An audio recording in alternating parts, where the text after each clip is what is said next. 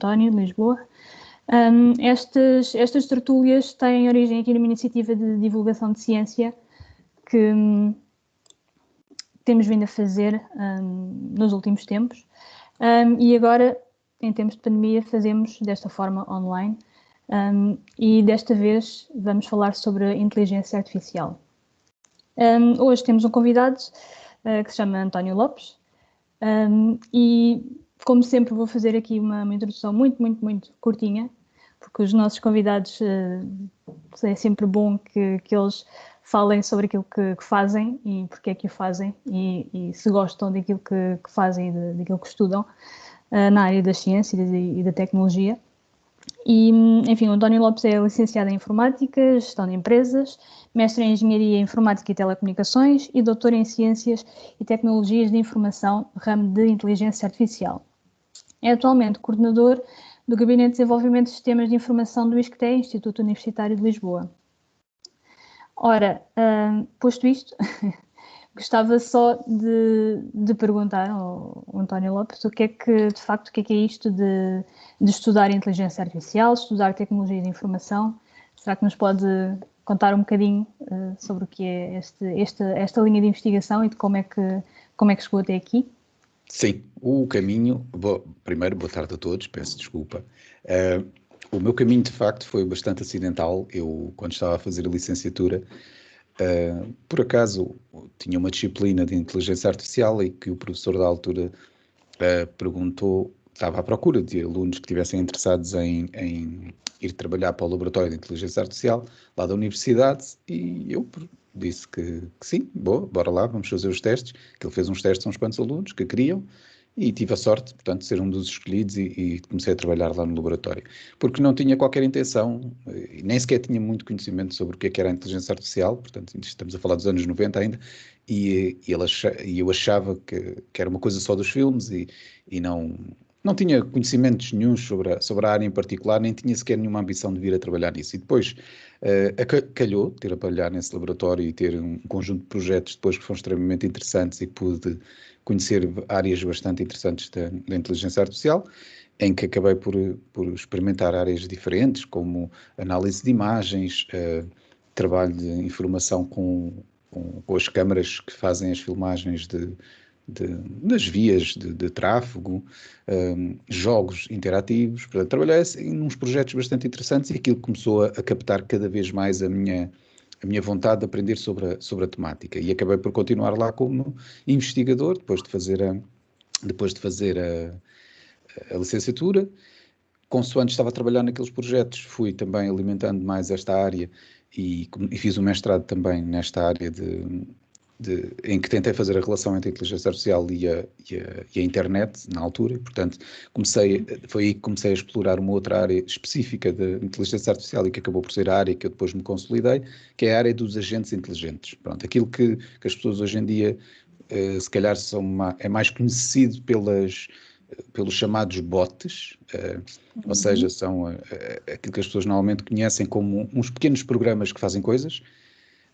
E no meu caso em particular, não é necessariamente a ideia de que são bots que trabalham totalmente na internet a conversar com pessoas, como por exemplo os chatbots, que as pessoas estão habituadas a ouvir este termo, tem mais a ver com outra coisa, que é a tentativa de reunir, em vez de trabalhar com um chatbot, trabalhar com milhares ou milhões deles e daí tentar extrair uma emergência de inteligência, ou seja, é como nós estivéssemos aqui a conversar durante algum tempo, provavelmente íamos chegar a uma conclusão de como é que nós, colaborando numa determinada atividade, olhando uns para os outros, falando e tentando perceber quais é que são as competências de uns para os outros, a uma dada altura íamos conseguir perceber como é que nos conseguimos juntar para fazer uma tarefa muito mais complexa do que nós sozinhos conseguiríamos fazer. Portanto, a ideia de emergência de inteligência é através de colaboração. E fazer isto, portanto, com esses chamados agentes inteligentes, que são pequenos botzinhos que, no fundo, sabem fazer coisas muito básicas, mas que juntos conseguem fazer coisas muito mais, que vão muito além da soma das partes. Pronto. E foi isso que eu depois fui desenvolvendo ao longo dos tempos na investigação e foi aí que também desenvolvi o meu doutoramento para explorar exatamente essas áreas. Pronto. Mas isso é uma área muito específica da inteligência artificial e por vezes leva-se exatamente àquele ponto em que as pessoas ficam com uma ideia muito fixa daquilo que é a inteligência artificial derivada, por exemplo, dos filmes, e que depois, na verdade, não percebem quando eu tento explicar que a minha área é muito específica, é esta área aqui muito dada a uma parte muito específica da inteligência artificial. Sim. E pronto, e portanto, isto em termos do percurso, eu acho que não vale a pena continuar a falar do meu percurso em particular, eu acho que o interessante aqui é explorar exatamente esta parte da inteligência artificial. E, Sim. desse ponto de vista, o que eu acho que era interessante até também para perceber aqui com a audiência que agora nos está a ouvir era, se eu vos perguntasse o que é para vocês inteligência artificial, o que é que vocês respondiam? Era giro ouvir para já essa ideia. Sim, sim, sim. Sim, claro que o convidado também está perfeitamente à vontade para fazer Exato. perguntas. Pus-me agora aqui a fazer Se fosse ter uma perguntas. tertúlia, não é? Se fosse ter aqui um inquérito. Sim, mas pronto, isto só pela curiosidade, porque eu normalmente Sim, gosto sim, de sim. perguntar isto às pessoas, que é para perceber quais é que são as ideias pré-definidas, que é para depois podermos ter uma conversa mais séria sobre o assunto. Portanto, quando se pergunta nisto de inteligência artificial, para onde é que vai a vossa mente? Vai para os filmes do Exterminador Sim, Implacável e do eu posso dar Matrix? já, eu posso dar já a minha chega, não é? Força. Dar um bocadinho o mote, mas sim, sem dúvida que sim, vai sempre para essa ideia dos filmes, não é? E dos robôs com aspecto meio humano, não é? Que muitas vezes que entram em conflito também com os próprios humanos e, portanto, há sempre aqui assim uma tensão em relação às máquinas e a que elas são capazes de fazer e em relação àquelas que poderão ser capazes de fazer melhor do que os humanos. Exato. E se alguma vez poderão controlar elas próprias os humanos, não é? Acho que Exatamente. é um bocado por aí que vai a minha ideia, mas os outros o que é que acham? Boa tarde. Boa Não sei tarde. se ias. A minha ideia também vai muito por aí, passa muito pelas máquinas, por aquilo que nós vemos nos filmes, e fico sempre com a ideia de que não nos vão substituir, mas são capazes de fazer tanto ou mais do que nós, na forma de pensar, na forma de agir. Portanto, tenho muita ideia dos robozinhos que fazem muito daquilo que nós fazemos no dia a dia, nós humanos. Pois. Exato. Bem, a minha ideia hoje em dia começou por ser essa. Hoje em dia já é mais tipo uma máquina que consegue ir melhorando as suas atividades, ou seja, mostra uma capacidade de aprendizagem conforme com o decorrer de uma tarefa. É mais isso, hoje em dia. Ok, eu tenho aqui uma mensagem que diz, fala em automação e algoritmos. Bom, já está mais próximo da verdade. Pois, mas é Vamos exatamente isso. aproximar-nos. É isso, porque é isso era exatamente por isso que eu queria fazer a pergunta, porque tem a ver com isto. Eu acho que hoje em dia nós somos muito influenciados por aquilo que é o entretenimento e, obviamente, a parte sexy da inteligência artificial é essa, é de vender a ideia de que uma máquina que se torna autónoma e principalmente sentiente, não é? No sentido em que ganha consciência e que pode agir como um humano, vende-se aquela ideia de que é muito fácil pensar no conceito de que a máquina ganhando consciência, a primeira coisa que irá pensar é que tem que destruir o humano ou tem que substituir o humano. Pronto. E é assim que os filmes apostam nessa ideia e vão ganhando essa ideia. Pronto. Mas a verdade é que é exatamente essa. Quando pensarem em inteligência artificial, não pensem em robôs, nem em máquinas. Pensem antes em algoritmos, porque na prática é exatamente isso. A ideia da inteligência artificial não é mais do que a aplicação de algoritmos que alimentam os sistemas para aquelas coisas até que nós temos no nosso dia-a-dia. A ideia é só... Eu estava aqui a tentar reunir uma forma de exemplificar isto para que vos pudesse explicar exatamente aquilo que eu vos queria transmitir. Portanto, em termos de... Se nós pensarmos...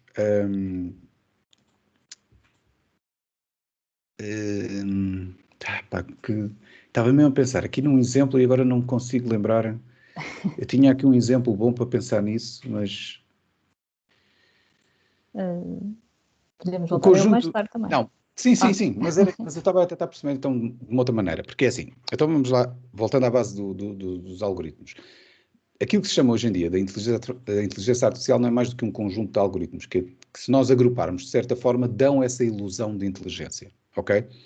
e, na verdade, são alguns desses sistemas que alimentam o nosso dia-a-dia e nós não nos apercebemos. Portanto, quando vocês, por exemplo, visitam o Instagram ou o Facebook ou qualquer coisa, se calhar não se apercebem que, na prática, aquilo que vos vai aparecendo nos vossos feeds, como há muito conteúdo para mostrar, eles têm mecanismos por trás que, na prática, decidem o que é que irão dar prioridade para vos mostrar, ok?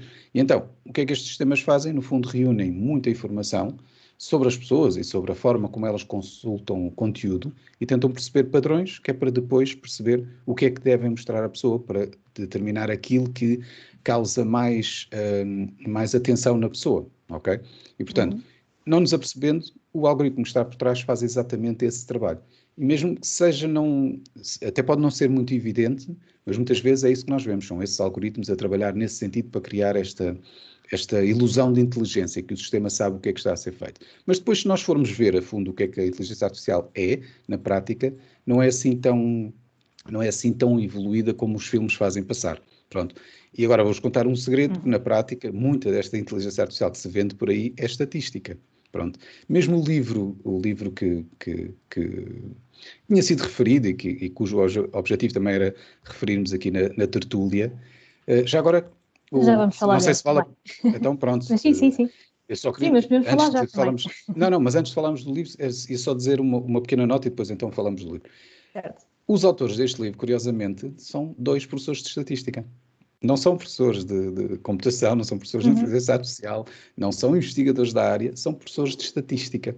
Pronto, e porquê? Porque faz exatamente esse sentido, porque muita da inteligência artificial que nós conhecemos hoje em dia é, de facto, à base de modelos estatísticos. O que eles fazem, no fundo, é estudam com muitos dados, fazem muitos cálculos estatísticos para determinar ou detectar padrões que depois são usados para classificar modelos que são efetivamente usados para calcular decisões. É como na base de eu mostrar muita informação a um algoritmo, esse algoritmo decide exatamente o que é que consegue aprender dessa informação e a partir daí começa a tomar decisões com base naquilo que aprendeu. Posso-vos dar então um exemplo muito simples, na detecção de imagens. Vocês já alguma vez experimentaram aqueles serviços, eu não sei, agora alguns telemóveis já fazem isso, ou então às vezes até há serviços desse género, que é, vocês têm uma imagem, ou um conjunto de imagens no vosso telemóvel, e se fizerem uma pesquisa por carro, ou bebê, ou comida, por vezes ele consegue detectar nessa pesquisa e mostrar-vos as fotos adequadas a esse termo de pesquisa que vocês estão a usar. A questão é, como é que então o algoritmo por trás sabe fazer isso? O que eles fazem aqui é aquilo que nós chamamos de redes neuronais, que é, no fundo, é uma tentativa de reproduzir aquilo que é o processo de aprendizagem que nós temos enquanto bebés, por exemplo, que é aquela ideia de que quando nós temos uma criança muito pequena e nós apontamos para um cão e dizemos, olha, aquilo é um cão, e a criança fixa aquela ideia, aquilo é um cão. E a partir daquele momento gravou aquela noção. Depois vemos um outro cão e apontamos e dizemos, olha, aquilo é um cão. E a criança vê, ok, e aprende e vai aprendendo estas referências. Aquilo que determina a experiência da criança e que faz com que ela pense, ou que consiga depois, de certa forma, abstrair o conceito do que é um cão, é esta repetição. É o facto de estar a receber estes exemplos positivos dos humanos mais velhos que lhe dizem, olha, isto é um cão, isto é um cão, isto é um gato, e vão dando estes exemplos a dizer o que é um cão e o que é que não é um cão. Pronto. E é assim que a criança forma o conceito daquela entidade que, neste caso, estamos a chamar de cão. No caso das redes neuronais, o que tentam reproduzir é exatamente este comportamento, só que através de modelos estatísticos, ok? E representações daquilo que eles chamam os neurónios. A questão depois é que a inteligência artificial só vai ser tão boa quanto os dados que lhe são oferecidos. Da mesma maneira que uma criança só aprendesse a identificar um cão dando exemplos, por exemplo, de um caniche, quando mais tarde visse um Doberman, não ia saber que aquilo era um cão, porque todos os exemplos que lhe deram de cão é um caniche, que não é parecido com um Doberman, certo?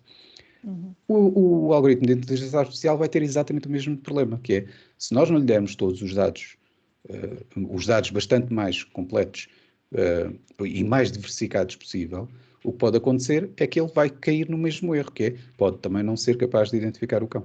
Pronto. E este é exatamente um dos problemas da inteligência artificial que convém ser enfrentado e discutido, que é, não podemos entregar a estes algoritmos aquela como é que eu ia dizer, os nossos próprios, eu agora estou a pensar na palavra em inglês e não sei em português. Como é que se diz prejudice ou bias? Estas palavras Os eu não nossos sei. próprios Preconceitos, preconceitos ou exatamente, os ideias preconceitos. preconcebidas, não é? Que nós temos. Exatamente, é essa Sim. a ideia. Se Uhum. nós pomos esses preconceitos também nestes algoritmos, o que pode acontecer é que eles depois podem, quando finalmente tomarem decisões, estão a tomar decisões com base naquilo que é o conceito de, de- de preconceito humano. Pronto. Uhum. Ok. Têm estado aqui a chegar aqui algumas mensagens. Uma delas é bastante grande porque é de alguém que não consegue ter o microfone ligado. Mas eu não sei se podemos. Bem, eu acho que vou dizer já pelo menos uma delas e depois Sim, a eu seguir preferia que isto vamos fosse ver o que é que vai conversa, porque senão estou acontecendo. só eu Sim, aqui a sim, sim, falar sim. Há a debitar. aqui alguém que contrapõe que a inteligência artificial tem bastante potencial na defesa, por exemplo, Bem, sim, podendo ser senhor. usada para exércitos avançados futuros. É verdade. Deve existir alguma regulação na utilização destes sistemas? Claramente, sim, sim. Sou completamente de acordo, por causa destas razões que eu estava a dizer. Imaginem que decidem que quem faz a investigação nestas áreas de defesa decide exatamente aplicar este tipo de conceitos que eu estava a dizer. Utilizar as redes neuronais para treinar, por exemplo, um mecanismo de defesa. Um mecanismo de defesa antiaérea, por exemplo, e que estão a fazer a identificação de objetos no ar para determinar se é um míssil ou não. E se detectar que é um míssil, deve então mandar uma contramedida que vai destruir esse míssil, que é para esse míssil não atacar uma base. Vamos imaginar. Uhum. O que é que acontece se esse sistema for mal treinado e quando vê um pequeno avião no ar, se também destruir, confundir com um míssil? Tem exatamente este mesmo problema, não é? Portanto, Uhum. todo este trabalho, toda esta investigação que é feita, quando envolve áreas tão sensíveis como estas, naturalmente deve haver aqui algum nível de regulação. E principalmente quando começamos a pensar que alguns destes algoritmos começam a ser usados ao ponto de terem tanta influência na geração de dependência e gestão da atenção de adolescentes em redes sociais, é preciso ter esse cuidado. E, portanto, esse potencial tem que ser efetivamente regulamentado. Agora, vem a pergunta a seguir, que é como é que isso se faz? Pois, isso eu não sei. Eu não tenho aspirações políticas e não sei exatamente como é que isto pode ser feito. O que eu sei é que qualquer cientista tem ou pelo menos deve ter na sua cartola, a ética necessária para analisar quais são as consequências da sua investigação. E, portanto, tem a responsabilidade para que, quando está a estudar estas questões, ter exatamente o cuidado de garantir que as consequências da sua investigação são bem estudadas e são bem verificadas para garantir que Uhum. não afeta, pelo menos desastrosamente, o futuro da sociedade. Pronto. E a inteligência artificial tem esse potencial, principalmente se nós lhe entregarmos essa responsabilidade. Ok? Sim, mas de facto, hoje em dia já existem inúmeras aplicações, não é, na área de inteligência artificial, mas este debate, se calhar este debate ético, não é, sobre a regulação, ainda não está muito feito, ou pelo menos se calhar não está muito cimentado sobre Pois não? em que Exatamente. sentido é que devemos fazer essa regulação e entretanto, o que é que pode ir acontecendo enquanto não descobrimos qual é a melhor forma de regular isto? Eu gostaria sempre na educação, ou seja, na outra vertente, que é se nós, quando estamos agora a ensinar os próximos jovens, aqueles que vão efetivamente começar a trabalhar nestas áreas no futuro, esses sim devem estar equipados com estes conhecimentos necessários para garantirem que conseguem proteger as consequências das suas investigações. Ou seja, estudarem concretamente estes aspectos de ética, que é muito importante, estudar especificamente, como é que se diz, as áreas que poderão ter consequência, ou seja, a tentar analisar a lei, as leis que devem ser criadas para este efeito, ou seja, não ser só malta da área das tecnologias, estamos a falar também de gente da área de direito que deve estudar especificamente estas áreas, no sentido em que devem, pelo menos, educar-se sobre estas áreas para perceber depois como é que devem agir em termos de geração de leis e de regulamentação. Porque também não serve de nada, e isso é uma das consequências que nós vemos agora, é termos a nossa classe política que não percebe nada de tecnologia e tentam fazer leis sobre tecnologia.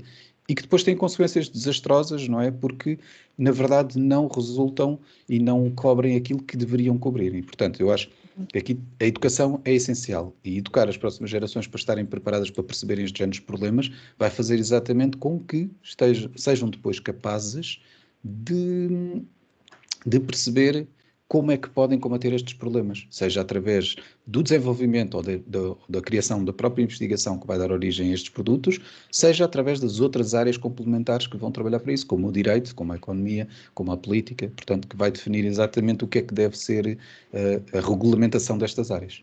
Exato. Também neste sentido, se calhar da regulamentação, tem então aqui a outra questão, a outra intervenção. Eu vou ler o que escreveram aqui. Sim, sim. Diz assim: preocupa-me o enorme poder que hoje em dia os gigantes tecnológicos têm, referindo, por exemplo, a Google e Facebook, que são também grandes investidores em inteligência artificial. Enfim, não sei se tem conhecimento ou se quer elaborar sobre o que está a ser feito para regular estes gigantes e, principalmente, o que está a ser feito pelos governos para lidar com as principais questões éticas que a inteligência artificial tem levantado e continuará a levantar ao longo da sua evolução. Ainda para mais, quando vemos que, com os problemas e polémicas que têm surgido à volta destes gigantes tecnológicos, em que alguns até mostram, eventualmente, alguns tiques ditatoriais. Até que ponto os governos mundiais estão a deixar nas mãos de poucas empresas o destino de assuntos tão importantes para o futuro e porque é que isto está a acontecer? É verdade, mas é exatamente por isso que eu estava a dizer.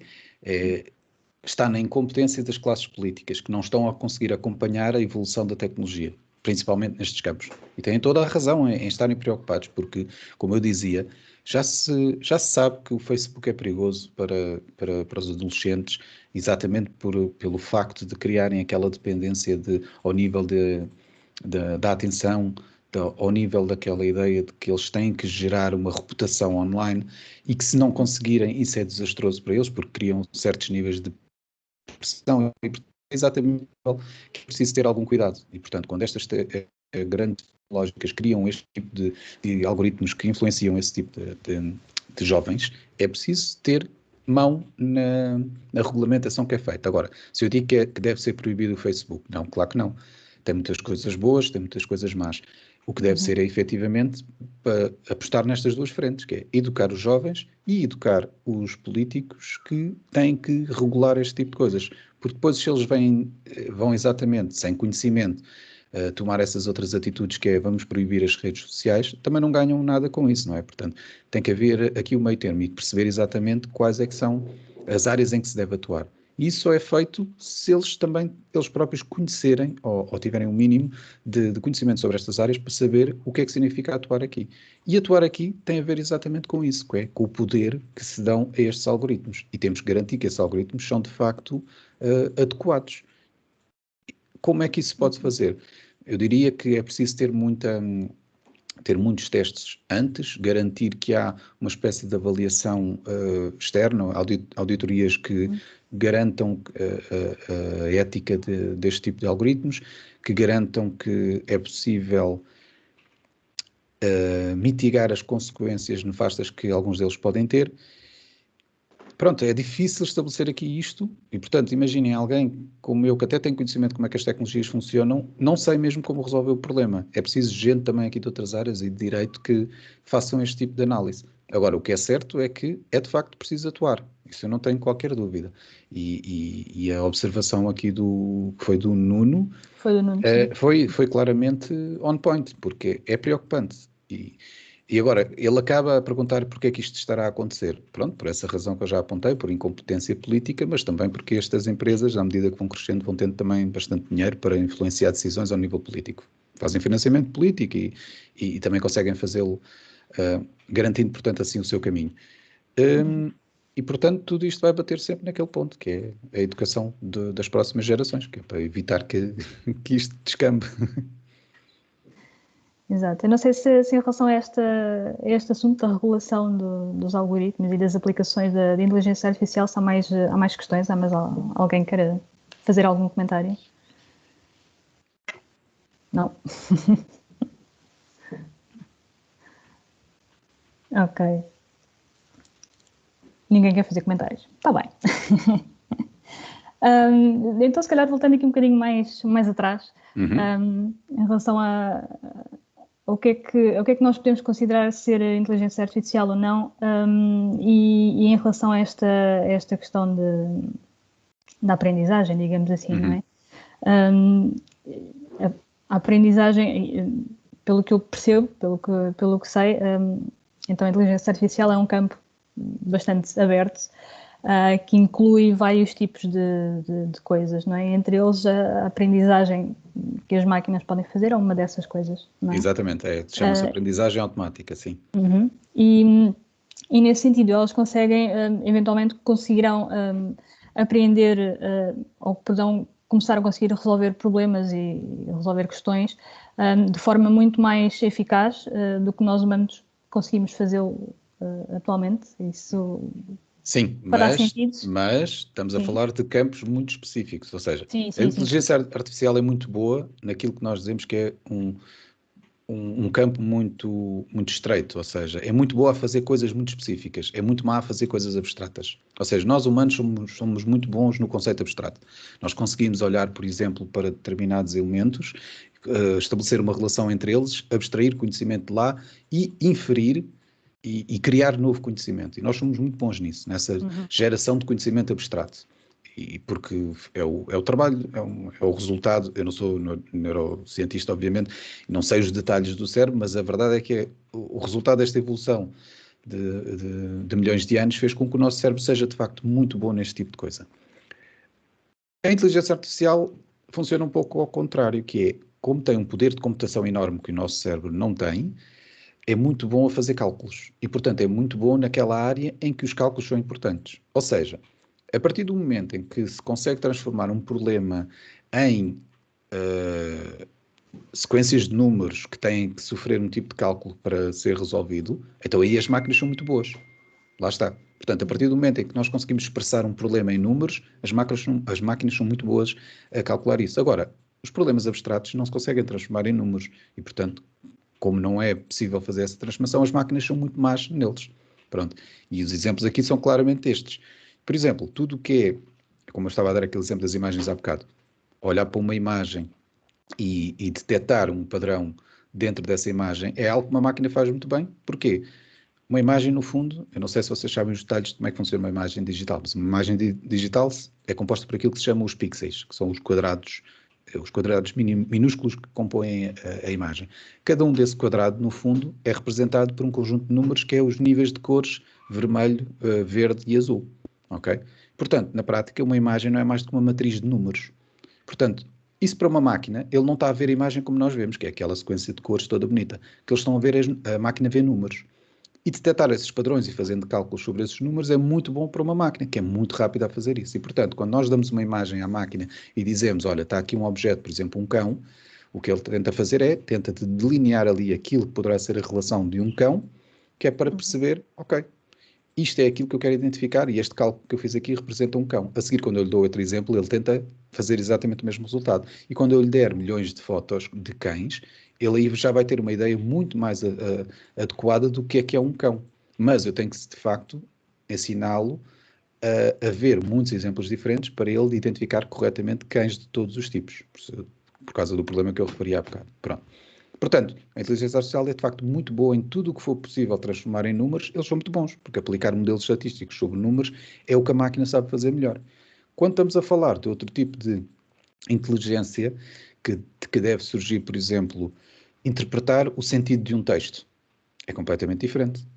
Isso é uma coisa que um humano faz muito bem, mas que uma máquina faz muito mal. Porquê? Porque não é fácil transformar aquilo num processo de cálculo e de números. O que eles conseguem fazer, quanto muito, é uma construção de uma rede semântica das frases, uma construção sintática das frases, que depois, por certas vezes, permite apenas tentar extrair alguma informação que depois, calculada de certa maneira, dá origem a um resumo. Pronto. Mas as máquinas são, de facto, péssimas a fazer esse tipo de trabalho. E nós, humanos, conseguimos olhar para um parágrafo e rapidamente perceber qual é o contexto que está ali a ser expresso. E melhor, conseguimos, se calhar, continuar a escrever sobre esse parágrafo. Não é? Dar seguimento àquela história. Porquê? Porque temos essa capacidade de nos abstrairmos e gerar novo conhecimento com base naquilo que vimos no outro exemplo, enquanto que a máquina é muito mais complicada a fazer isso. Embora já se estejam a conseguir alguns avanços nestas áreas. Exato, eu estava-me a lembrar que vi alguns por aí também já há uns tempos que há máquinas que já são capazes de escrever textos, por exemplo. Já li alguns uma crónica que se dizia que tinha sido escrita por um computador, não é? É verdade. Isso é um novo modelo que surgiu aqui há uns tempos, que é o chamado GPT-3.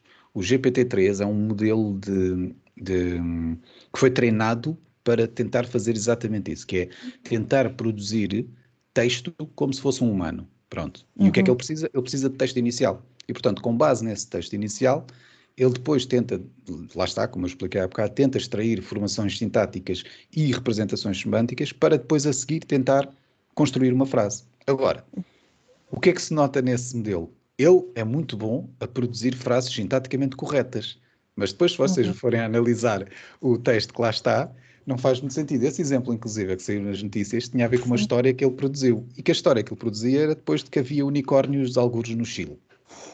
Ou seja, a história em si não fazia muito sentido, não era uma história realista, obviamente, e mesmo a própria história em si não trazia ali conteúdo que qualquer humano conseguisse olhar para aquilo e pensar, isto não parece fazer muito sentido, a história em si não tem assim uma narrativa muito consistente, isto pronto, não é de facto correto. Agora, a parte interessante ali é que sintaticamente e a construção está perfeita, porque eles sabem construir parágrafos, sabem como é que as frases são construídas, sabem qual é o significado de algumas daquelas palavras e quando é que devem usar determinadas expressões e pronomes e advérbios e adjetivos, e sabem exatamente isso, e portanto, sintaticamente aquilo está muito bem feito. Agora, se faz sentido ou não, porque tem a questão de conseguem ir comparando, não é? E analisando aquilo que lhes foi dado e a partir daí conseguem produzir, mas se calhar...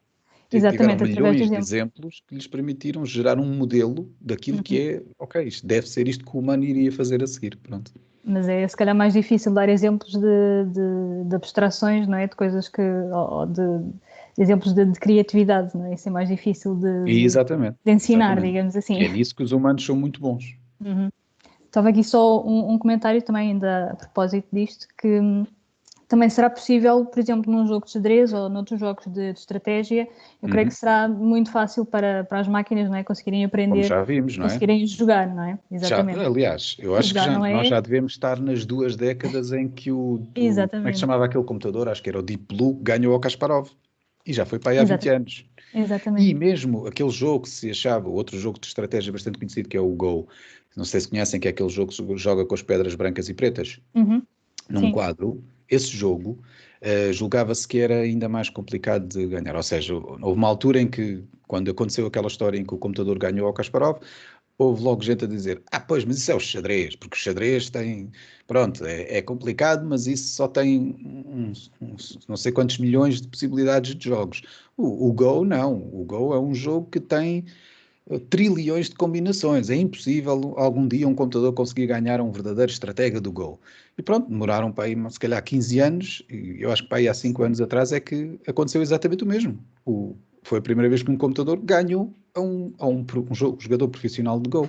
Portanto, porquê? Porque tudo aquilo, apesar de tudo, é apenas uma árvore combinatória de caminhos possíveis, e o que a máquina faz é que é tão rápida e tem uma capacidade de computação enorme, e portanto, à medida que os processadores foram aumentando, as máquinas foram ganhando mais capacidades e, portanto, não interessa o número de combinações possíveis. Mais cedo ou mais tarde, a máquina matematicamente consegue sempre superar nessas tarefas um humano. Pronto. E é aí que vem. Que seja qual for esse tipo de jogo, por mais que seja difícil agora, por mais que digam agora, é impossível um computador ganhar, sei lá, a jogar Warcraft contra alguém, porque aquilo é um mundo aberto e é possível, se calhar agora, mas a partir do momento em que houver com processadores suficientemente fortes, a verdade é que eles vão conseguir, porque conseguem explodir essa árvore combinatória de decisões. Portanto, lá está, era como eu dizia, a partir do momento em que um problema é possível traduzir em números, as máquinas vão acabar sempre por ganhar. Exato. Mas eu também não quero deixar aqui a ideia que a inteligência artificial é toda má, atenção. Não é má nesse Sim, sim, sentido, nem que aliás, vai ultrapassar os humanos a todos os níveis. Eu continuo a acreditar num futuro em que, na verdade, o que nós podemos fazer é aproveitar para a inteligência artificial nos tornar melhores. Ou seja, nos ajudar naquilo que efetivamente nos pode ajudar e tornar a sociedade uhum, muito melhor. E a ideia é nós não estarmos a perder tempo a fazer aquilo que somos maus e que as máquinas são boas. Nós devemos é apostar naquilo sim. que nós somos muito boas e que as máquinas são más. Pronto. Isso também nos pode levar um bocadinho a pensar no que é que será, enfim, no futuro, no que é que serão as nossas vidas, não é? Em termos práticos, em que é que a inteligência artificial nos vai impactar, a nível daquilo que nós fazemos, a nível do nosso trabalho também, Uhum. a nível da nossa ocupação do tempo. Exatamente. Há quem diga, e provavelmente será mesmo assim, há quem diga que será que o trabalho vai ser muito revolucionado, não é? Agora com a inteligência artificial, provavelmente poderão haver alguns tipos de empregos que poderão desaparecer e ser substituídos por trabalho de máquinas, digamos assim. É uma Sim, coisa que está é no verdade. horizonte. Claramente, mas aliás, como já há uma frase também já é sempre dita quando acontece isso, é que se o trabalho que estão a fazer pode ser substituído pela máquina, na verdade, nós é que estamos a roubar o emprego às máquinas, não é? Portanto, mais cedo ou mais tarde as máquinas iriam nos substituir. E, portanto, acaba por ser a máxima que protege essa opinião. Agora, o que é certo é que nós sempre tivemos grandes alterações na sociedade que obrigaram a um reajuste muito grande de populações. É óbvio que quando surgiram os carros, os senhores que recolhiam os dejetos dos cavalos nas estradas ficaram muito tristes porque iam deixar de ter trabalho, não é? Porque os carros já não deitavam dejetos, não é? E portanto ficavam sem trabalho e ficaram muito preocupados com isso, mas a verdade é que se tiveram que adaptar e se calhar começaram a desempenhar outro tipo de atividades e trabalho que fizeram ao longo da sua vida. Da mesma maneira que começou a haver iluminação na rua, as pessoas que tinham a responsabilidade de ir todos os dias acender as velinhas dos candeeiros de rua também ficaram sem emprego, mas lá está, provavelmente passaram para outro tipo de atividade. E isso acontece. Agora, qual é que é o problema? É que durante essa altura provavelmente as mudanças foram mais graduais e permitiram que as pessoas efetivamente se conseguissem reeducar e adaptar para um novo tipo de profissão. O risco grande que há aqui é que a inteligência artificial introduz uma mudança tão grande na sociedade que não dê tempo para as pessoas se adaptarem para efetivamente passarem ou reeducarem para outro tipo de profissão. Isso é preocupante, claro, é Sim, um problema sim. social e, mais uma vez, deve ser uma preocupação para as classes políticas, para garantir que, pelo menos, há algum tipo de criação de proteção social para evitar este género de situação. Uhum. Agora, não podemos é sempre generalizar e achar que a inteligência artificial vai simplesmente causar O não vai ser colapso o da sociedade. colapso da sociedade, exatamente. Eu Sim. também não acredito que o seja, porque já houve outras promessas desse género. Isto vai destruir a sociedade. Os telemóveis, isto vai destruir a sociedade. A televisão vai destruir a sociedade. E a rádio vai ser a loucura. Pronto, e a verdade é que essas invenções mudam muito a sociedade, é verdade, mas não criam o colapso. Criam, efetivamente, uma necessidade de adaptação e que leva a que as pessoas, naturalmente, vão se adaptando. Eu penso que aqui, aliás, a pergunta que o Nuno, eu ainda não E consegui ler o tudo, Nuno porque estava Mexa aqui a tem uma outra falar, mas pergunta, sim. pareceu-me que ele se Mas refere. eu posso ler Sim, força, para então. todos, sim. Então, tem outra pergunta acerca de questões laborais. Não virá a inteligência artificial com as mesmas promessas do progresso tecnológico do passado, que viriam melhorar a vida dos trabalhadores, que poderiam ser mais produtivos, trabalhar menos horas e ter mais tempo para se dedicar a outras tarefas mais gratificantes? Até que ponto a inteligência artificial virá servir mais os interesses de acumulação de riqueza de algumas corporações e contribuir para criar ainda mais desigualdades e graves problemas no acesso ao trabalho? Estou a lembrar-me de, por exemplo, o caso da Uber, Glovo e afins e de outros negócios ligados à suposta shared economy, em que temos mais uma vez grandes empresas com gigantes lucros assentes numa força de trabalho cada vez mais precária. Não negando que existem avanços muito úteis para a sociedade, por exemplo, na área da saúde, não estará a inteligência artificial a ser demasiado direcionada para a automação e substituição do trabalho humano com o objetivo de criar lucro para as corporações? Não estaremos demasiado maravilhados com as promessas futuras de inteligência artificial que estamos a passar ao lado do que já está a acontecer na atualidade? É exatamente aquilo que eu estava a referir. O Nuno tocou aqui no ponto perfeito. Nós não podemos nos banhar na glorificação da inovação a todos os níveis. A inovação é importante, é totalmente necessária para fazer avançar a sociedade. Disso eu não tenho qualquer dúvida e poucas pessoas poderão argumentar contra isso. Agora, a questão é, há impactos indesejáveis e aquilo que o Nuno estava aqui a referir faz todo sentido, porque há gente sem escrúpulos e é toda a verdade. Há muita empresa aí que só está à espera de que surjam oportunidades ao nível da inteligência artificial para substituir alguns dos seus trabalhadores, mas isso é perfeitamente expectável e já se sabe isto. Por isso é que eu estava a dizer que a ação aqui, voltamos ao mesmo ponto, é a necessidade de educação, que é para as classes políticas saberem como criar os sistemas que vão proteger as pessoas desse tipo de situações. E eu não digo que elas não possam ser, não possam ser substituídas pela inteligência artificial. A questão é criar as proteções adequadas para que essas pessoas, se isso acontecer, possam efetivamente dedicar-se à sua reeducação ou pelo menos protegê-las socialmente para que possam ter um limiar de sobrevivência perfeitamente adequado ou mesmo dignificante. Agora, a questão é, e faz todo o sentido, é preciso ter esse cuidado para garantir que isso não aconteça em grande massa e muito rapidamente que não dê qualquer possibilidade à sociedade para se adaptar. O exemplo do Uber que o Nuno estava a dizer é evidente. A Uber está perfeitamente à espera que esta realidade dos carros autónomos seja que aconteça. Porquê? Vai ser logo a partir desse momento que eles se livram do maior problema que eles têm, que é os condutores. E isso é Exato. perfeitamente expectável. Eu não tenho qualquer dúvida. Por isso é que eles estão assim, a esfregar as mãos, que é para ver se o Google ou a Apple ou a Tesla chegam à frente com carros autónomos, que é para ver se resolvem os problemas que eles têm. Agora, é verdade. É um problema, mas tal como este problema existe agora, já existiu antes, com a Revolução Industrial e com as outras inovações que foram aparecendo. A questão é exatamente essa. A sociedade em si é que tem que criar as condições para que isto não seja o colapso da sociedade. Pronto. E como eu disse ao início, é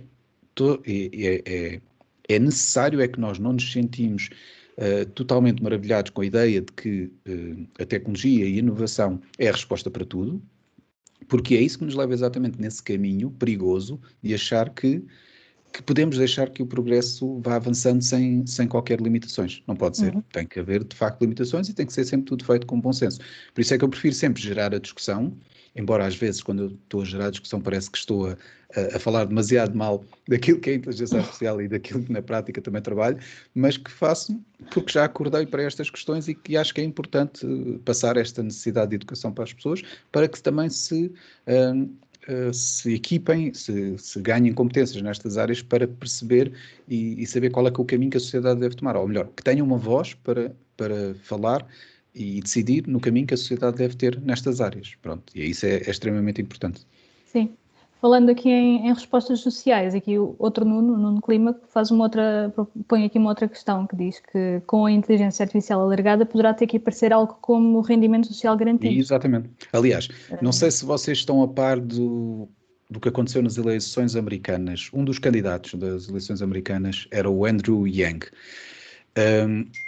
A plataforma dele era só uma, ele só defendia uma, que é: eu quero criar o que ele chama o UBI, Universal Basic Income, que consiste exatamente na criação de um rendimento mínimo garantido para todas as pessoas que sofressem este tipo de situação em que eram substituídas por profissões que fossem eliminadas por causa de inovação, por causa de inteligência artificial e carros autónomos, coisas deste género. Pronto. Lá está. É exatamente uma das medidas possíveis. Se é correta, eu não sei. Eu não tenho formação económica ou formação social para perceber se o rendimento universal é o mecanismo que vai funcionar. Eu nestas coisas tenho uma opinião muito, muito fluida. Eu gostaria de ouvir argumentos para um lado e para o outro para efetivamente ter uma opinião mais formada e infelizmente não tenho as competências para avaliar essa componente social e económica do rendimento universal. Mas pode ser mecanismos que eu acho que as classes políticas têm que ser capazes de avaliar se é adequada para defender a sociedade de evitar o colapso que venha pela inteligência artificial, portanto, pela introdução deste tipo de inovações, sim. mais comentários aqui sobre esta questão, estas questões sociais? São poucos, que a audiência é poucos, mas são gente, pá, de topo, sim Faz senhora. perguntas. Fazem perguntas de nível, sim senhora. Aqui o Pedro também quer falar, força. Eu percebo que esse exemplo não foi a Revolução Industrial que acabou com a sociedade e que não foram os telemóveis e a rádio e tudo o que se previa que viesse a acabar com a sociedade. No entanto, o tempo acelerou. Com o tempo a acelerar, cada vez as pessoas vão tendo menos capacidade de se adaptar e a sociedade, eu pelo menos vejo assim, está-se a tornar um bocadinho mais deslaçada e com maiores esforços entre os velhos e os muito novos. Esforços que por vezes já são intransponíveis, porque por mais que hoje em dia uma pessoa de 70 ou de 75 anos queira entrar no mundo das novas tecnologias, isso já lhe é muito difícil. Pode adquirir algumas novas capacidades de ir ao Facebook ou uma dessas redes, mas não é já possível para certas pessoas entrarem no mundo das novas tecnologias. Portanto, até que ponto? E o que também temos visto é que, sim, temos que dar a voz às pessoas para se ver se as tecnologias não andam depressa demais. Mas até que ponto é que temos visto a sociedade ter uma voz? Por exemplo, o 5G. Há pessoas que concordam, há pessoas que não concordam. Mas, na realidade, qual é a voz que decide? Qual é a sociedade que teve voz para decidir? É essa a minha pergunta. Não estaremos a acelerar o tempo demais até um ponto em que já não temos controle sobre o próprio tempo?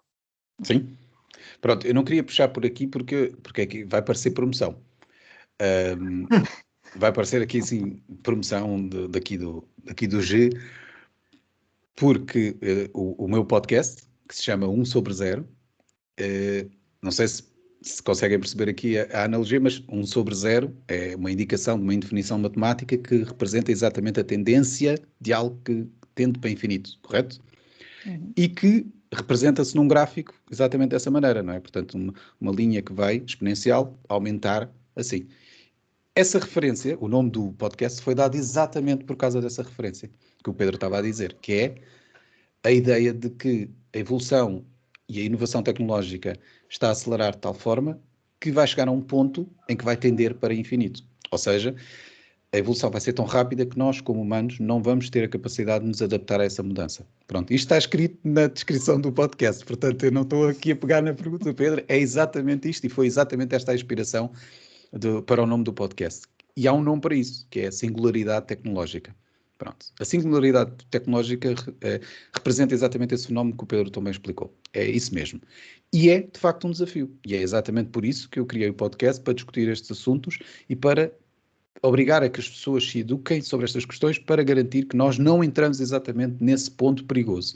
Ou seja, o que o meu otimismo me diz é que nós vamos, de facto, garantir que vamos conseguir nos adaptar ao ponto de nós próprios evoluirmos e tornarmos nós nas máquinas. Não no sentido muito do entretenimento que é vendido nos filmes, não é isso. O que eu estou a dizer é no sentido em que nós vamos aprender, efetivamente sim, a usar as máquinas da forma correta, para nos ajudar, para melhorar as nossas vidas, para garantir que nós evoluímos da forma correta e que o progresso não é disruptivo a esse ponto de destruir a sociedade. Pronto. Mas isso é o meu otimismo a falar. Agora, a verdade é essa. E eu não sei quantas vezes é que eu tenho que bater nesta tecla, porque isso só se resolve com a educação. Nesses casos em particular, quem toma as decisões políticas para definir o caminho da sociedade é as nossas classes políticas. Nós escolhemos essas classes políticas através do nosso voto, mas se nós também não sabemos em quem votar, porque não consideramos que as pessoas em quem podemos votar ou que estão disponíveis para serem votadas não têm as competências a este nível, para uma sociedade que está constantemente a inovar, então temos aqui um real problema, que é, estamos de facto a entregar estas decisões a pessoas que não têm as competências para as tomar. Pronto. E, portanto, o problema está sempre aí, que é, nós temos que garantir que as populações, ou as populações não, as pessoas que estão destinadas para tomar essas decisões são efetivamente as pessoas que têm as competências para tal. Porque senão vamos cair nesse problema que estava a dizer, Pedro. Porque nós ficamos na limitação de que a sociedade não tem a capacidade para perceber que está a tornar-se num ponto em que pode ser destruidor, em que a evolução e a inovação pode ser destruidora. Mas pronto, eu acho que estamos mesmo muito longe disso, porque ainda não estamos num ritmo de aceleração e as pessoas dão demasiado poder à inteligência artificial.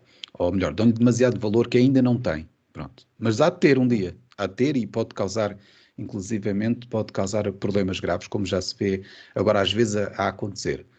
Mas nós também somos muito bons a reagir aos desafios que nos aparecem.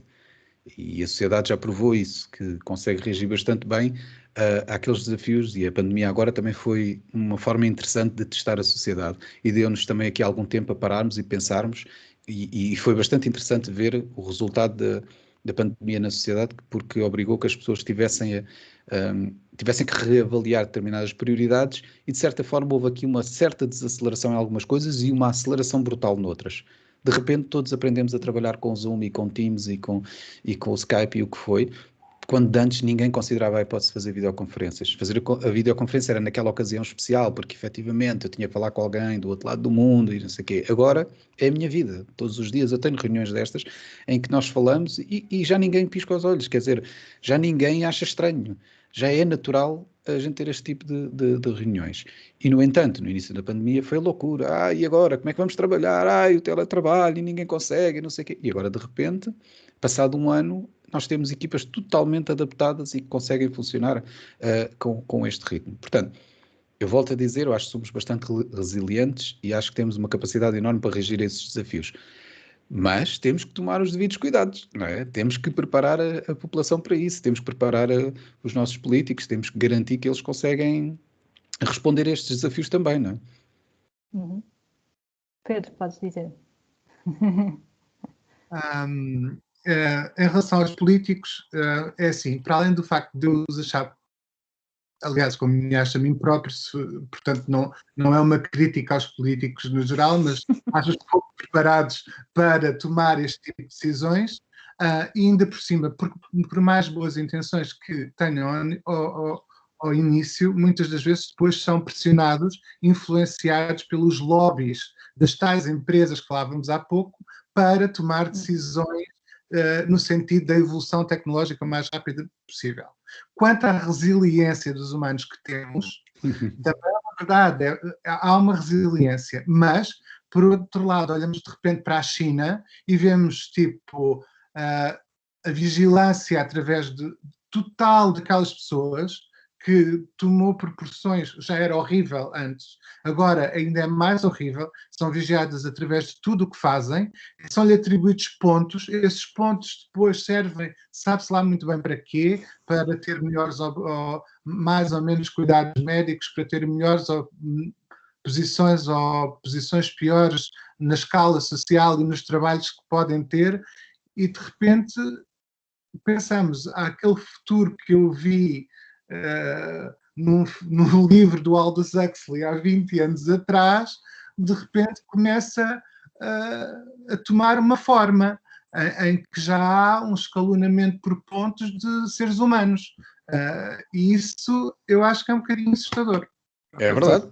É perfeitamente assustador. Aliás, também só é possível em estados ditatoriais como o da China, não é? Por isso é que a gente vê nesses sítios e não vê espalhado pelo mundo. Pronto. Mas é verdade. Não tenho como não contrariar isso. É verdade. É assustador e tem que ter essa atenção. É tão rápido, estamos a ver um episódio do Black Mirror em que nós achamos, tudo bem, isto é giro e tal, mas isto nunca irá acontecer, ou isto é totalmente exagerado, isto é uma caricatura, como rapidamente vemos isso acontecer na China. Portanto, é assustador. Agora, voltando ainda à questão dos políticos, eles estão muito bem preparados e nós vemos que os nossos políticos são todos ou são economistas, ou são de direito, ou são de alguma área mais social. É verdade. Então, porquê que não há políticos de tecnologia? Porque aí já não vão ser influenciados a malta dos lobbies. Porque quando a malta dos lobbies tentar os convencer de coisas que eles não conhecem ou que não têm competências, eles vão responder com as respostas certas. Você está aqui a tentar me enganar sobre isto, mas olha que eu sou desta área e eu percebo o que é que me está a tentar vender. Portanto, eu sei como responder a isso. Agora, a questão é exatamente essa. Porquê é que não temos políticos com essas formações nas áreas de tecnologias que possam tomar essas decisões certas, não é? Voltamos ao mesmo ponto. Porquê é que é só gente de direito? Porquê é que é só gente de economia? Precisamos é de gente com formação muito mais diversificada. Pronto, que garante exatamente, e eu não estou a dizer que deve ser só gente da tecnologia. Longe disso, por favor, que horror. Eu tenho horror a engenheiros. Essa gente é doente. A questão é que são demasiado lógicos e precisam de outro tipo de competências, principalmente competências sociais. A questão é exatamente essa. É que eu não estou a dizer que deve ser só engenheiros. Não, estou a dizer é que também devemos ter engenheiros. Gente que saiba responder a todos esses desafios. Da mesma maneira que eu acho que não devemos ter só gente de direito, não devemos ter só economistas, não devemos ter só sociólogos, nem devemos ter só antropólogos. Pronto, mas devemos ter uma mistura saudável disto. Exatamente, representatividade das diversas áreas de saber, não é? Vou aproveitar aqui para dar a palavra à Carla, que também queria dizer qualquer coisa. Olá, boa noite. Boa noite. Já consegui ligar a câmera. Esta conversa toda fez-me lembrar também um pouco para a pandemia, não é? Pergunto-me até que ponto é que, se calhar até já estamos mais preparados para trazer este tipo de académicos para a conversa política, não? Estou a pensar, por exemplo, o Pedro Simas, que também foi um dos nossos convidados, não é? E que está a ganhar cada vez mais destaque devido à sua área muito específica de conhecimento. Portanto, não acha que se calhar até já estamos um pouco mais abertos a incluir estes estudiosos na área da política? Eu espero bem que sim. Uma coisa, por exemplo, que se aprendeu imenso aqui com a pandemia foi a ideia de que devemos ouvir mais os cientistas, devemos ouvir mais os especialistas. E isso é muito bom.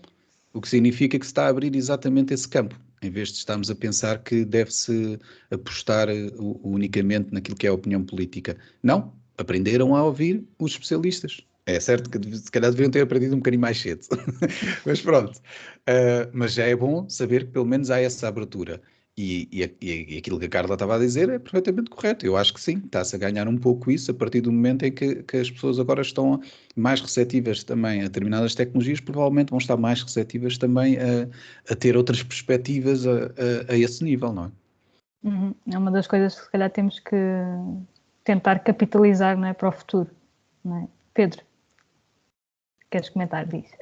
Quero comentar porque, assim, eu percebo e acho ótimo que se traga pessoas de outras áreas, porque parece realmente que os advogados e juristas servem para fazer qualquer coisa de dirigir. É o melhor curso que a pessoa pode ter. Mas isso pressupõe pensarmos que os cientistas não são permeáveis aos lobbies. E o ser permeável ao lobby não tem a ver com ser cientista ou advogado. Tem a ver com a natureza corruptível do ser humano. Exatamente, é verdade. Portanto, não discordo. É a mesma coisa o exemplo dos Estados Unidos. Por exemplo, se tomarmos os Estados Unidos como exemplo e o lobby das armas, toda a gente sabe, e todos aqueles políticos sabem, o que é que as armas, e principalmente as armas chamadas assault weapons, tipo armas de guerra, fazem nas mãos de jovens que não têm qualquer tipo de formação, nem controle, e de jovens e de mais velhos. Todos eles sabem, mas eles são todos permeáveis ao lobby das armas. Porque o lobby das armas paga muito, mexe muito dinheiro. Sim, e, portanto, eu gostava de pensar que os cientistas não seriam permeáveis, mas isso está na natureza humana, porque é corruptível. E, portanto, eu não quero ter uma visão demasiado negra do mundo. Mas os exemplos até agora não são os melhores. Voltando só um bocado atrás, mais à pergunta anterior, em relação à China, sim, mas aquilo são 1 bilhão de pessoas, mais de 1 bilhão de pessoas, já não sei quantos é que eles são, já perdi a capacidade, já nem sequer consigo imaginar o que é 1 bilhão de pessoas, não conseguem sair daquele sistema. E eu não posso acreditar que aquelas pessoas gostem todas daquele sistema. E, portanto, e que estejam todas felicíssimas. Mas, no entanto, não conseguem romper e cada vez estão mais dentro de um... Parecia que houve ali uma altura que, com aquela coisa de um país, dois sistemas, que parecia que aquilo tudo ia mudar e melhorar. E de repente vêem-se cada vez mais fechados dentro daquele sistema. Eu não me atrevo a dar aqui opiniões políticas, porque a questão é exatamente essa, não tenho essas competências, nem conheço o suficiente da China para perceber se as pessoas que lá estão felizes com isto ou não, ou se há uma razão para não lutarem contra isto. A questão é que nós estamos, de facto, a olhar para aquilo com os nossos óculos ocidentais, não é? E, portanto, com as nossas opiniões políticas e com a nossa perspectiva da nossa sociedade. E, portanto, é muito difícil para nós compreender a posição em que eles estão, mas, naturalmente, se estivéssemos lá, provavelmente teríamos uma opinião ligeiramente diferente, porque se calhar teríamos a empatia para perceber o porquê que aquilo é assim. Se calhar, eu não faço ideia, e lá está, nem sequer vou tentar argumentar por aí, mas acho que a gente também tem que ter esse cuidado de tentar perceber que não vamos achar que toda a gente, aquele 1 milhão, aqueles mil milhões de pessoas são todas parvas e que não conseguem perceber onde é que estão, para não tomarem ação e tentarem mudar a situação em questão. É muito difícil, de facto, argumentar contra isso. É perfeitamente compreensível esta nossa estranheza com a situação com que eles vivem. Isso eu compreendo perfeitamente, mas lá está, não tenho aqui argumentos nenhuns para dizer que eles deveriam se revolucionar e lutar contra isto. Por alguma razão, aquilo está a resultar com eles e faz com que as pessoas não reajam. Porquê? Não sei, eu não conheço o suficiente da China para argumentar contra isso. Agora, continuo a achar é que não sou tão fatalista na sociedade em relação a esse aspecto. E mesmo quando há bocado eu estava a dizer que dizia que queria mais gente das tecnologias na classe política, não era no sentido de dizer que não eram corruptíveis. Claro, imagino que sejam. Eu acho que aí tem a ver exatamente com o tipo de pessoa que chega a esse ponto. A questão é que se calhar a política tem que ser mais atrativa para gente correta, gente com ética. O problema é que a política hoje em dia parece ser só atrativa para gente que é corrupta, o que é estranho, não é? O que diz-nos muito sobre a sociedade política. E, portanto, custa-me a perceber isso, não é? E também não tenho solução para isso, eu nem tenho que ter. Portanto, fico sempre naquela questão de que se calhar devíamos avaliar isso, não é? Porque é que não estamos a atrair as pessoas certas para a nossa classe política. Não sei. Mas isso também daria todo um outro debate. Exato. Não é? Toda uma outra tertúlia. Mas podemos voltar um bocadinho aqui ao nosso tema, na inteligência artificial. E eu gostava também de... Quer dizer, nós temos estado aqui a levantar questões muito importantes e muito relevantes do ponto de vista da nossa sociedade, mas também gostava de perceber quais é que são as questões mais positivas da inteligência artificial. O que é que, bem visto, sim. O que é mais positivo e o que é que nos tem beneficiado nos últimos tempos e pode continuar a vir a beneficiar nos próximos, no futuro. Eu acho que se calhar então eu pegava por aí, pelos exemplos que eu acho que vão ser não só o que está a acontecer agora, mas como eu acho que a forma como a inteligência artificial vai de facto influenciar imenso a sociedade num futuro próximo, aliás.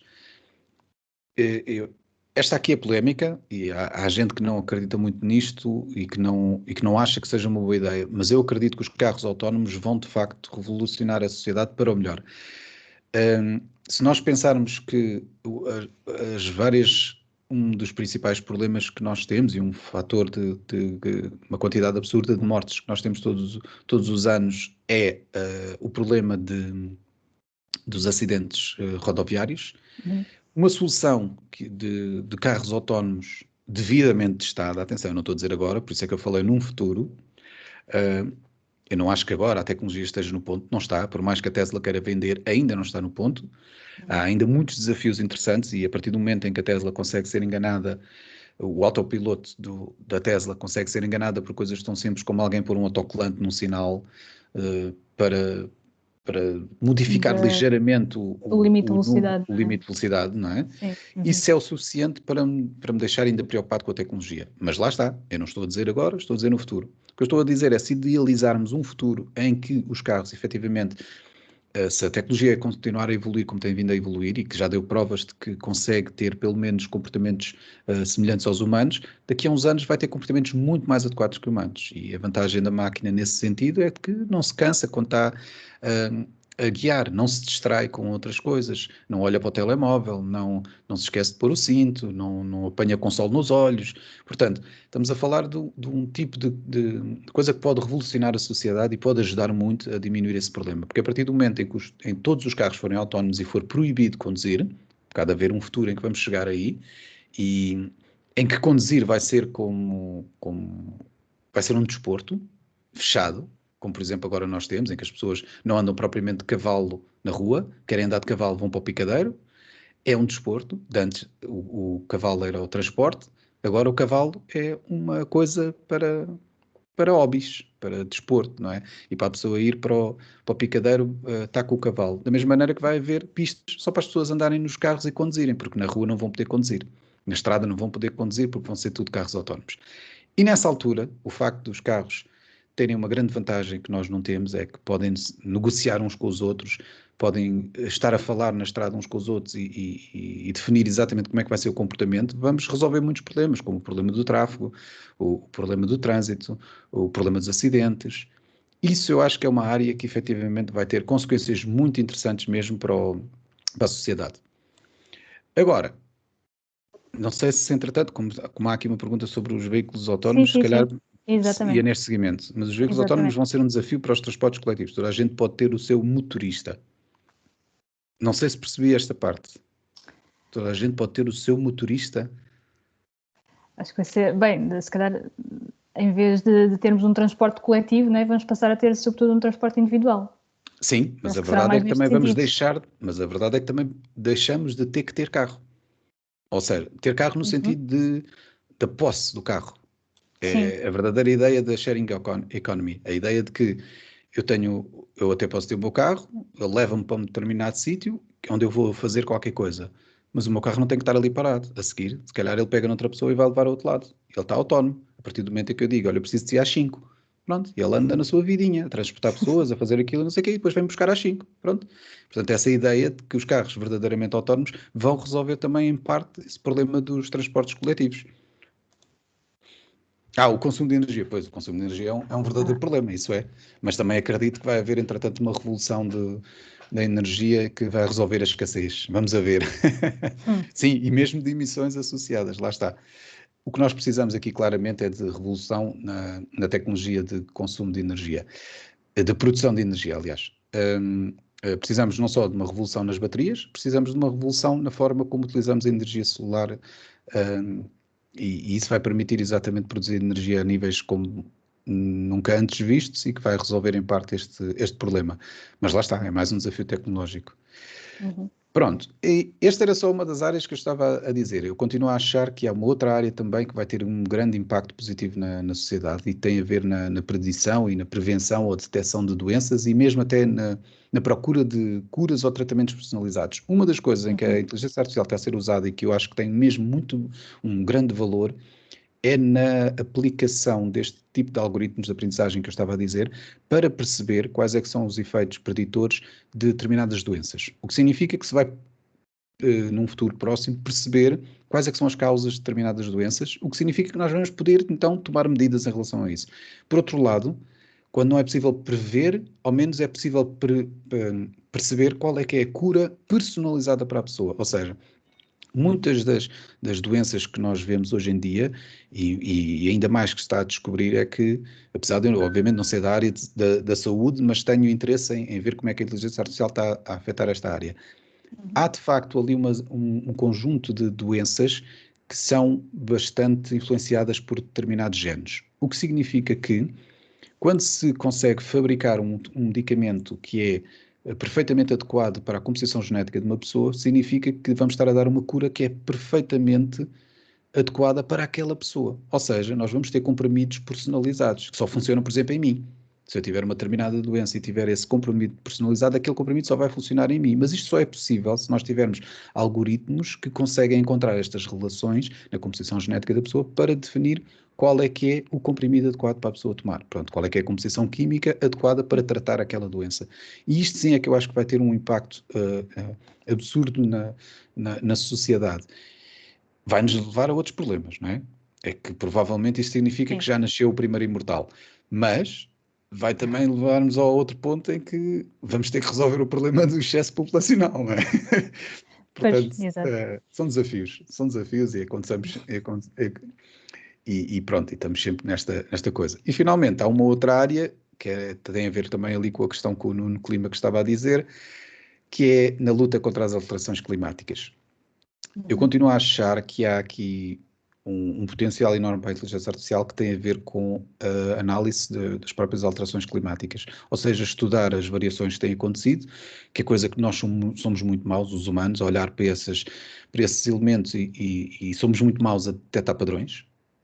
Os padrões de alterações climáticas são ao longo de milénios e, portanto, só agora é que estamos a ver uma aceleração causada pela população humana, mas a verdade é que esses padrões, há padrões semelhantes aos que temos agora que já aconteceram antes e ninguém percebe muito bem porquê. E, portanto, é preciso ter a noção de onde é que vêm esses padrões. Só que nós somos péssimos a analisar esse tipo de padrões. As máquinas não, são muito boas. E, portanto, a inteligência artificial pode ajudar imenso nesta área, pode ajudar a procurar detectar padrões nas alterações climáticas que depois nos permitem tomar determinadas medidas. Por outro lado, também nos pode ajudar na outra vertente, que é tentar descobrir soluções para uma melhor produção energética. A partir do momento em que nós conseguimos desenvolver soluções que nos permitem não só consumir menos energia, como produzir de forma mais eficiente, vai garantir que nós temos menos escassez de energia. E, portanto, a partir desse momento, o progresso será, obviamente, mais sustentável. Agora, isto são apenas, como eu dizia há bocado, o meu otimismo, não é? E eu acho que estas são as áreas em que, efetivamente, vai haver um grande impacto da inteligência artificial na sociedade.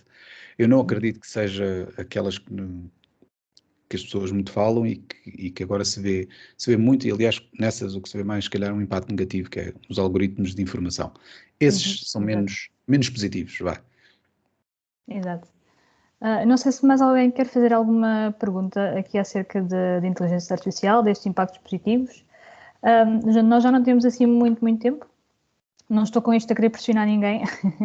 É só porque também gostava de falar um bocadinho de livros, não é? Porque ao fim e ao cabo também isto é uma tertúlia de uma biblioteca. Sim, Pedro, diz. Não, só uma coisa positiva que até é atual, não sei como lhe chamar, máquina-computador, que agora durante a pandemia, no início da pandemia, procurava medicamentos já existentes que pudessem funcionar contra o vírus, não é? Pois. Isso é um lado positivo da inteligência artificial e da tecnologia. Ter algo que procura dentro das fórmulas químicas já existentes o que é mais provável de funcionar e reduzir essas hipóteses, apesar de não ter sido muito eficaz, se calhar porque não existia a molécula, mas foi uma grande ajuda, penso eu. Foi, sim, senhor. Okay. Obrigada. Então, continuando, quando das primeiras vezes nos primeiros e-mails que nós trocámos, não é, António, eu tinha pedido algumas sugestões de livros mais de ficção ou de ficção científica que nos pudessem levar um bocadinho para estes caminhos de inteligência artificial. E gostava que nos pudesse falar um bocadinho sobre esses livros. Sim. A Raquel, inclusive, tinha-me perguntado sobre isso, se eu recomendava alguns livros. E eu, ao início, até disse: mas os livros que eu poderia recomendar da minha área são muito técnicos e são ótimos para quem tem insónias, isso é verdade. Aquilo é mesmo bom para a pessoa adormecer a tentar perceber aquelas fórmulas matemáticas. E depois é que a Raquel também estava a sugerir: sim, mas não têm que ser sobre esses, pode ser outros. E eu, pronto, e foi aí que me lembrei de puxar então à ficção, porque é muito mais interessante do que essas vertentes mais académicas. E a verdade é que depois acabei por dar três livros, porque acho que representam três perspectivas bastante interessantes da inteligência artificial. Uma mais de entretenimento e muito mais puxada àquilo que o cinema também retrata muito. É o livro que se chama Robo-Apocalipse e que retrata exatamente aquilo que se espera, que as pessoas mais geralmente consideram como será o futuro da inteligência artificial, que é os robôs tomarem consciência e virarem-se contra os humanos. Só que aquele livro está muito bem escrito, no sentido em que conta o pós-guerra. Ou seja, aquilo é um livro que conta, que está a contar a história da perspectiva de depois da guerra entre os humanos e as máquinas. Pronto. E, portanto, se nós temos lá um humano a contar a história é porque sabemos o resultado. Isso não é spoiler nenhum, é Pois, evidente, não é? Se verdade. nós sabemos que o humano está a contar a história é porque... E então aquilo retrata exatamente a história, o que é que aconteceu, porque é que aconteceu, e tem esses elementos. Portanto, eu não vou contar nada sobre o livro, porque não quero estragar, obviamente, a história, mas ter um livro que Aqui é uma conta lição. dessa perspectiva é extremamente interessante, porque obriga-nos a pensar que se efetivamente nós chegarmos a um futuro em que vamos ter este problema, não é? Ter uma guerra contra máquinas, explora ali uns pontos engraçados e de uma forma, não tem nada de engraçado, não sei porque é que disse engraçados, mas uns pontos interessantes sobre esse aspecto de guerra entre máquinas e humanos. Pronto. Outro livro que eu referi foi o I, Robot, do Asimov, que... Exato. Pronto, esse também já foi popularizado em filme, portanto, não sei se as pessoas também já viram o filme, apesar do filme ser diferente, apesar de ser diferente da história. Levanta esse argumento muito interessante, que é, se nós conseguir chegar a uma inteligência, se as máquinas algum dia vão conseguir chegar a uma inteligência humana. Pronto. É uma questão interessante. O livro aborda essa temática de uma maneira extremamente interessante, em que um robô se distingue dos outros todos, porque efetivamente tem consciência. E tem consciência e depois desenrola-se ali toda uma história, e também não quero contar a história para não fazer aqui spoiler para quem não tenha visto, para quem não tenha nem visto o livro, ou nem visto o filme, nem lido o livro, mas é uma história que levanta exatamente esses argumentos, que será que é possível termos uma máquina com o nível de consciência humana, e quando eu digo isto tem a ver com a inteligência humana e não uma inteligência avançada, porque isso nós já temos hoje com os computadores, não é isso que se pretende é a reprodução efetivamente de uma inteligência humana, e leva-nos a esta questão, quais é que são as consequências disso? Será que será que nós podemos olhar para uma máquina como essas e considerar que pode ser humano? Será que essa máquina tem direitos enquanto ser artificial? Será que pode ser considerado um cidadão, por exemplo? Portanto, todas estas discussões são interessantes e levanta ali aquela dúvida de se... No fundo, levanta uma série de questões éticas, no fundo. Sim, exatamente. Pronto, aquilo desenvolve-se numa outra história, mas é muito interessante analisar dessa perspectiva. E, finalmente, o livro que eu referi era o Accelerando, do Charles Stross, que é um livro que tem uma outra perspectiva completamente diferente. Não é só de inteligência artificial, mas introduz aquele conceito, e também foi em parte a inspiração para o podcast, que é, conta a história da sociedade humana em 3 partes. Uma parte mais de futuro próximo, portanto, um futuro que nós nos identificaríamos provavelmente daqui a 10, 15 anos, talvez 20, e depois conta uma segunda parte já num futuro muito mais avançado, e depois numa terceira parte em que sim atingiu-se a singularidade tecnológica. E é extremamente interessante por causa de ver essa evolução, que é, obviamente isto tem uma narrativa pelo meio, tem uma história, tem personagens, tem envolvências, tem elementos sociais à história, não é? Isso é normal, mas como se passa num pano de fundo de evolução constante da sociedade e que chega a um ponto em que estamos numa sociedade que a gente já nem pode chamar sociedade, porque nós não olhamos para aquilo como a sociedade que os nossos olhos conseguem ver, é um conceito já tão absurdo e tão diferente, que lá está, que é atingido por causa daquilo que eu estava a dizer, que é, chegamos a um ritmo tão acelerado de inovação que a sociedade que vai estar nesse ponto já não é algo que nós consigamos compreender com estes cérebrozinhos que nós temos agora. Vai ter que ser com cérebros emancipados, portanto, com elementos não biológicos, digamos assim, que é extremamente interessante de explorar. É extremamente polémico também por causa disso, não é? Porque explora estas ideias que as pessoas não estão habituadas a pensar, não é? O conceito de se nós vamos nos tornar numa espécie transhumanista, ou seja, se vamos nos fundir com as máquinas no sentido em que vamos abandonar este conceito biológico e vamos passar a nossa consciência para dentro das máquinas, em vez de desenvolvermos a inteligência artificial de raiz numa máquina, nós é que vamos nos transferir para as máquinas para não termos estas limitações biológicas, portanto, pronto, é estes aspectos. É extremamente interessante para pensar nestas questões. Não estou a dizer que toda a gente vai concordar com aquilo ou que vai gostar sequer de pensar naqueles assuntos, mas é tão bom pensar nestes assuntos que nos abre as mentes. Eu acho que são bons livros para obrigar-nos a pensar sobre estas questões. Sim, também parece que são ótimas sugestões para refletirmos, não é? Para começarmos a pensar mais a fundo nestas questões, sem dúvida. Obrigada pelas sugestões. Não sei se há comentários finais. Se não... sim, senhora. Não é bem comentário. Sim, está só a agradecer.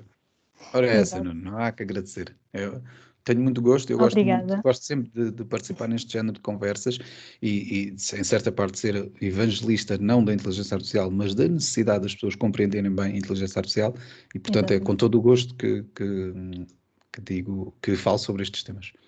Sim, eu espero que esta conversa de hoje tenha contribuído assim um bocadinho para debatermos mais estas questões e para querermos saber mais e espero que já tenhamos também, eu pelo menos aprendi algumas coisinhas hoje e espero que as outras pessoas também, quem esteve aqui. António, muito obrigada por ter estado connosco. E já ficaram com assuntos para outras tertúlias, não é? Porque sim, não são claramente as minhas áreas e eu não quero que ali o Pedro fique sem resposta. Então, eu tenho que haver ali gente que vai responder. Claro. E eu acho muito bem que façam e que discutam, porque acho que é... Sim. Aliás, o tema desta tertúlia também foi uma sugestão anterior de outros participantes de outras tertúlias anteriores. Portanto, é sempre ótimo ver esta participação. Obrigada a todos por terem estado. Obrigada especial ao António também por ter partilhado estas questões connosco. E pronto, vamos realizar mais tertúlias. Vão ficando atentos às nossas redes sociais. E obrigada pela vossa participação e até à próxima. Muito obrigado. Ok, obrigada então. Adeus, boa noite. Então vá, adeusinho a todos. Obrigada. Muito obrigado. Adeus.